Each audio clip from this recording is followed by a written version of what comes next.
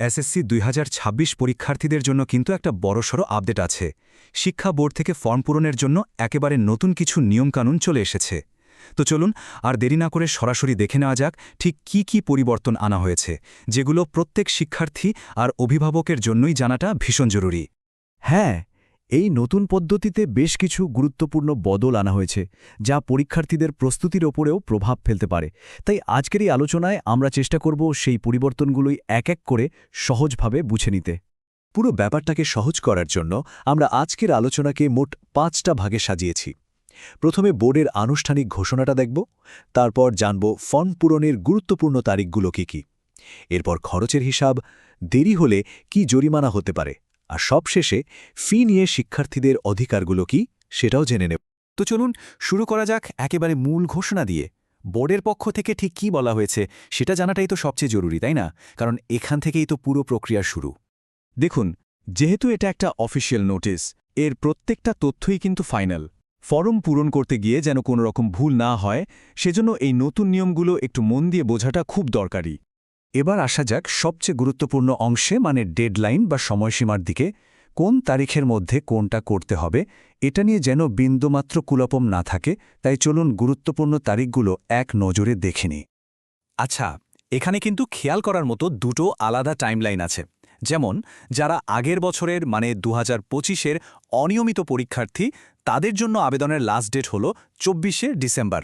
আর যারা regular candidate, তাদের form পূরণের মেন সময়টা হল ৩১শে ডিসেম্বর থেকে ১০ই জানুয়ারি পর্যন্ত। এই সময়টা কিন্তু কোনোভাবেই মিস করা যাবে না। আচ্ছা, সময়সীমা তো জানা গেল। এবার খরচের হিসাবে আসা যাক। এবছর ফর্ম পূরণের জন্য বিভাগ অনুযায়ী খরচের একটা পার্থক্য করা হয়েছে।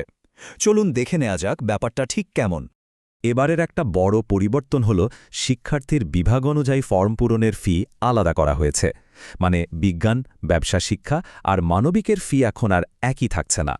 এখানে দেখুন, একেবারে পরিষ্কার করে দেওয়া আছে। বিজ্ঞান বিভাগের জন্য ফি হল ২,৪৩৫ টাকা, যেটা অন্য বিভাগগুলোর চেয়ে একটু বেশি। আর ব্যবসায় শিক্ষা এবং মানবিক, এই দুই বিভাগের ফি একই রাখা হয়েছে, ২,৩১৫ টাকা করে। আচ্ছা, ধরে নেওয়া যাক কোনো কারণে যদি মূল সময়টা পার হয়ে যায়, তাহলে কি হবে? চলুন এবার বিলম্বের রেজিস্ট্রেশনের প্রক্রিয়া আর তার জন্য কত খরচ হতে পারে সেই ব্যাপারটা একটু জেনে নিই। যারা ১০ই জানুয়ারির মধ্যে ফর্ম পূরণ করতে পারবেন না, তাদের জন্য ১০০ টাকা বিলম্ব ফি বা লেট ফাইন দিতে হবে। খুব বড় অঙ্ক না হলেও সময়মতো কাজটা করে ফেললে তো এটার কোনো দরকারই হয় না। বিলম্বে রেজিস্ট্রেশনের জন্য কিন্তু দুটো ধাপ আছে, আর সময়টা খুবই কম। প্রথমে ১২ থেকে ১৭ জানুয়ারির মধ্যে ফর্মটা পূরণ করতে হবে, আর তার ঠিক পরের দিন মানে ১৮ জানুয়ারির মধ্যেই জরিমানা সহ পুরো টাকা জমা দেওয়ার শেষ সুযোগ। সুতরাং এখানে আর দেরি করার কোনো অপশনই নেই।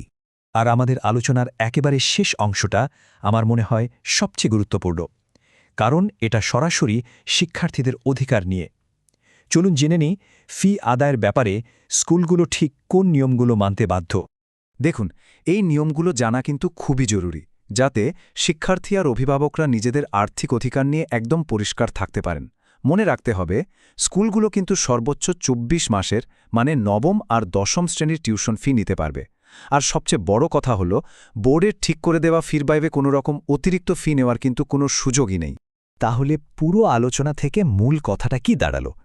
সবচেয়ে জরুরি হল সময়মতো প্রস্তুতি নেওয়া এবং সঠিক সময়ে ফর্ম পূরণের কাজটা সেরে ফেলা। একটু সতর্ক থাকলে কিন্তু পুরো প্রক্রিয়াটা খুব মসৃণভাবে হয়ে যাবে।